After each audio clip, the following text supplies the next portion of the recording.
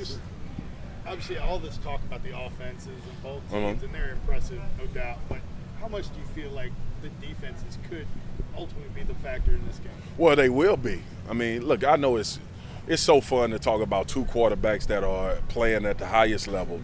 It's so fun to talk about these receiving cores where you see guys that are going to be first-round draft picks and tremendous at what they do. But when you think about, like, that's really the only difference. I don't expect Joe Burrow or Tua to have bad games without resistance. So which defense can create the most resistance? And that's what it's going to boil down to. And for me, like, guys like, you know, when I was in college, these are the ones that I love because pass rush comes to the forefront. So I think if you see guys that can win one-on-ones, the team you see that doesn't have to dial up pressure more than the other one, that'll be the team probably coming away. I bet the number one stat, and y'all can look at it after the game, the team that pressured the least is probably the one that won the game.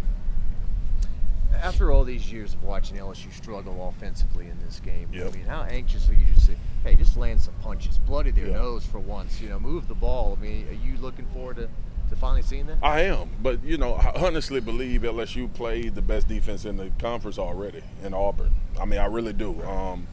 But, Alabama has had some problems, as well as LSU has had some problems on defense. So, look, everybody that's covering this game know that it's not the conventional LSU-Bama matchup. I mean, we can have that conversation 25 ways to Sunday.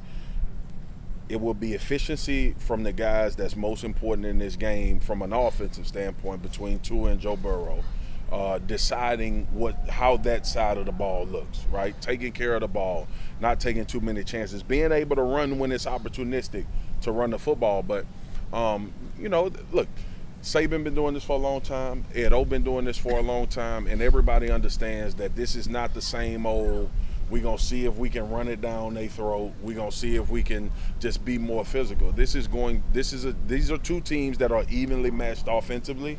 That's why I think it's going to come down to the other side of the ball and who plays the best. As a defensive lineman, is there anything you can do to get into a guy like Tua Tagovailoa's head when he kind of has the injury on his mind, maybe? You know what? Honestly, man, I tend to believe that with quarterbacks like Tua, the pressure up the middle of the pocket is the most important. He does a tremendous job ducking under outside pass rushers and being able to run and make throws on the run. He can do everything well. But the times that I've seen Tom Brady struggle is when D tackles get pushed up the middle of the line of scrimmage. When I've seen Drew Brees struggle, it's D tackles. So I'm naming these guys because that particular phase of the game affects the ones that was the best to ever do it. And that's what you have to do. But if you don't have guys that are pushing the pocket from the center and he's able to just sit back there and slice you up, it's going to be a long day. As a defender, though, guy, you talk about the pass rush, but when the quarterback on the opposition who is talented has an injury, how much are you? Well, obviously, you want to pressure him. You want to make him move. You want to be around him. You want those things on his mind. I'm not a guy, some guys are different. I'm not a guy that you gunning for his ankle or anything, but you want to make him think about it. You want to let him find out if he really can run full speed on it, if he can avoid pressure and get out of the pocket and make those same plays. That's football. And that's what LSU needs to try to do if they want to have success. And knowing Tua, man, here's the thing. A lot of people are harping on this injury. This kid is made the right way. Like, he's going to play through pain. He's going to try to go out there and make plays regardless of how he's feeling, and that's what you respect about his game. But as a defender, you want to see if he can. It's a difference in knowing that he's going to push through and if he can physically, and that's what LSU needs to try to do if they want to have success against him. Tackling obviously is always important, but from LSU's perspective, those guys close to the line, Fulton, Kerry Vincent, Delpit, I mean, to tackle those guys on those quick slants. It's a premium. Look, Devontae Smith, Jerry Jeudy, Waddle, Ruggs, they are as good as it gets. But so is Jamar Chase, Justin Jefferson, Terrace Marshall, you got Thaddeus Moss. This is probably the best conglomerate of skill position we're going to see all year in college football. Like, nothing's going to be close to this. So tackling is at a premium for both of these defenses because the open field is where Bama they terrorize you. Judy catches a slant and goes 80, and now everything is rolling. Now next time Tua fakes a handoff, the linebackers are not going to play it, and they may give the ball on the run. So you have to in space, but that's what college football has become now, right? That's why everybody is trying to find these prolific receivers and these guys that can make plays after they get the ball in their hands, because one-on-one, I mean, that's what we like to do now. David Pollock a while ago said, I've come to this game every year, so much hype and everything, but I could not come up with any reasons why LSU would win the game, or not many. Yeah. So this is the first one. Look, come on, Jock, you know me as well as anybody. You've been covering me for a long time, and you know how real I am. For the past few years, it's been wishful thinking that LSU can win this game. It's been this feeling of we need superhuman performances in order. It's probably as evenly as it's been matched since 2011. I mean, and that's just the real truth. So it's going to be about execution. It's going to be about who playmakers have the better day. And ultimately, it's going to come down to probably a few drives in the game late to try to get this thing decided, which I think is what everybody's excited about. You know, when I'm an analyst and I'm on the stage doing my job, I'm very particular about how will these teams attack each other. Honestly, they attack people the same kind of way. So it really is going to boil down to playmakers. As someone who's heard quite a few of them, what does Nick Saban speak to the players like today from what you've heard? Oh, he's definitely saying this is what you come here for. You know, this is why you come to Alabama. These type of games are why you come. This is what you want to play in. This is your opportunity to continue to go towards those goals that you want to accomplish at the end of the season. The thing that I always respected about Coach Saban, never made it bigger than what it was. I mean, he understands the magnitude of this game, the implications, but as players, you always felt a little insulated from that because of the preparation.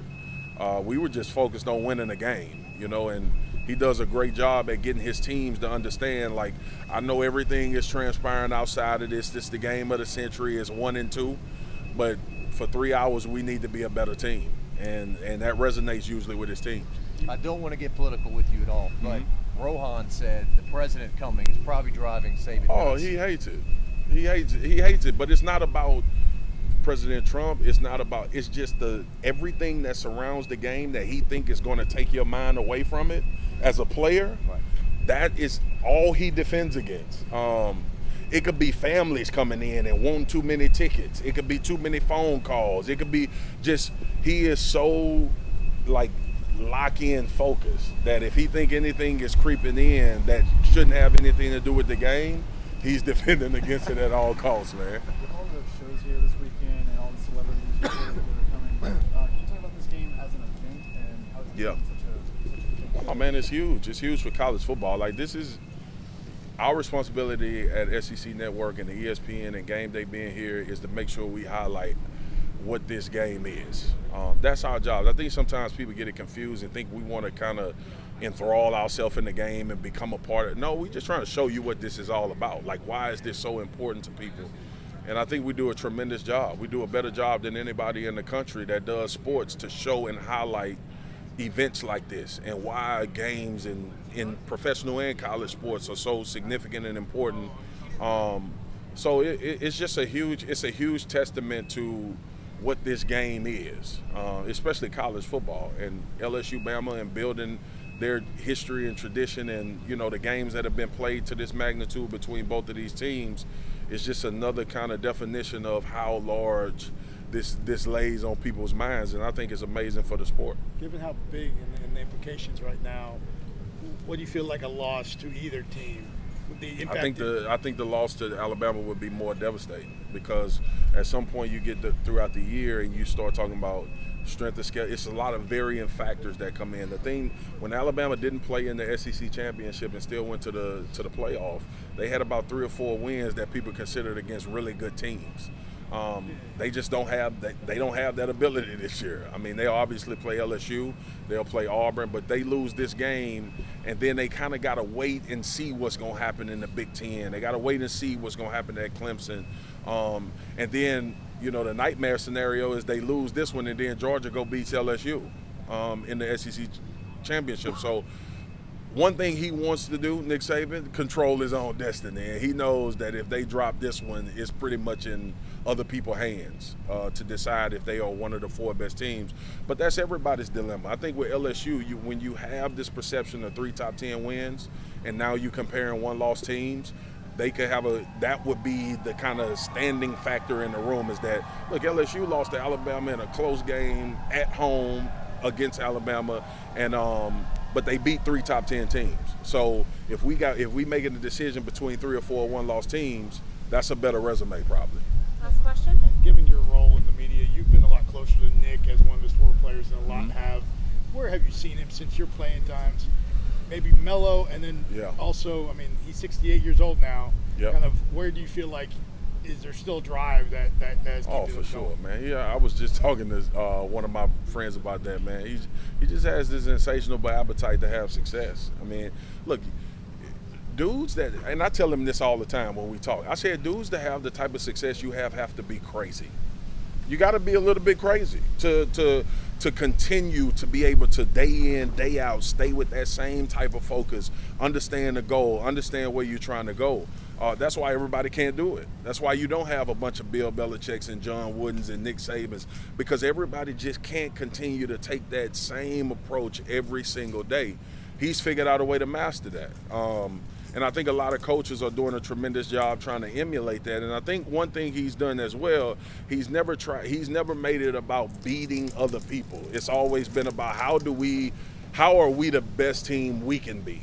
From my experience playing against him when we weren't on the radar, nobody thought LSU would be a national champion, everything was about us. Like, if we do these things structurally, we'll have a chance in the end. And then when you see it happen, you understand, like, oh, that's what he's talking about. But he's one of the best in all the sports to ever do it, as far as that one single line focus of continuing every day to grind in order to be the best. And I think that's what everybody respects and admires about him. Thanks, guys. He's crazy, though.